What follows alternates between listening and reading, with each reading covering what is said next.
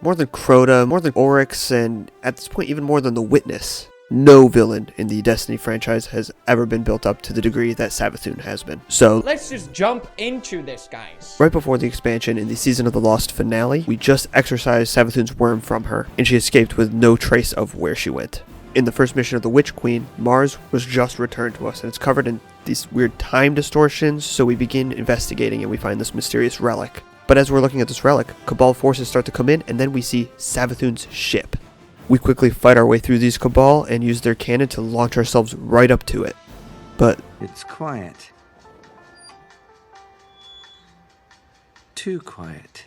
And as we push further and further into the ship, we eventually do see Savathun as she goes into this massive portal. But before we can follow her, we're stopped by Hive. A Hive wielding the light. And when we kill him, a ghost. A Hive ghost. And we come to the conclusion that Savathun has somehow stolen the light. So we follow her through that portal and end up in her throne world, where we begin investigating.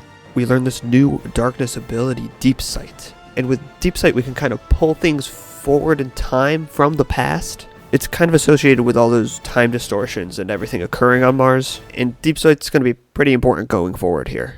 We get some comms from a possible new ally who can tell us more about these light-bearing Hive. And that's where we meet up with the conscientious objector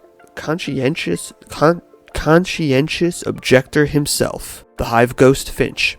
He tells us that Savathun has hidden Segura's shell, Osiris's dead ghost, in a temple deep down. After retrieving the shell, we fight our way through some Cabal in the Europa Pyramid in an attempt to enhance our Deep Sight powers. And with those new powers and Segura's shell, we find the Altar of Reflection, allowing us to view memories associated with different objects. And with Segura's shell, we get Savathun's memory where she is talking about the Witness, which I think is the first time we have heard that name in the game, ever. Finch then tells us about a temple devoted to Oryx, and his logic is if one temple had an important artifact, maybe this one does too. So we go grab this tablet from the temple. The memories from the tablet show us that the Witness is the one who gave Oryx the ability to take, and that the Witness himself has the ability to move worlds. And Savathun plans to use that ability to move worlds to move the Traveler into the Throne World, seemingly in order to hide and protect it from the Witness. Another temple, another artifact. This temple dedicated to Sothona, Savathun's original self before becoming Hive. And here we get this petrified worm, but when we attempt to take it to the altar, we're blocked. We cannot go in. We cannot get the memory associated with it. In an attempt to stop Savathun's plan, we fight through the Hive, her second in command even, and we get a crystal shard. A shard from the crystal that Savathun was encased in throughout all Season of the Lost. And when we take this to the altar and get the memory, a startling truth is revealed. Savathun died. She died almost right after she escaped at the end of Season of the Lost. But the Traveler chose her, our greatest enemy. It gave her the light, it revived her, it made her just like us.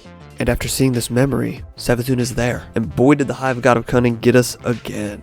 Because she was revived by the light, just like we were, she has no memories of her former life, she has no memories of being Savathun. But all these artifacts we found, she had planted these. She knew we would take them. She knew we would discover the memories sealed within them, and she'd be there to watch those memories too, and remember her former self. And so now we have Savathun with all the knowledge she had before, plus the powers of the light.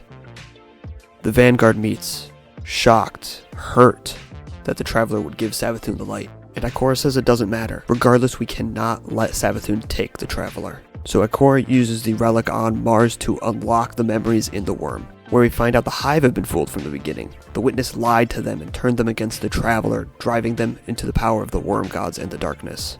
In our final battle with Savathun, we force her to see these memories, and it gives us just enough edge in the fight that we can kill her. And we do kill her, but her ghost, Imaru, escapes. So currently we have her corpse in custody.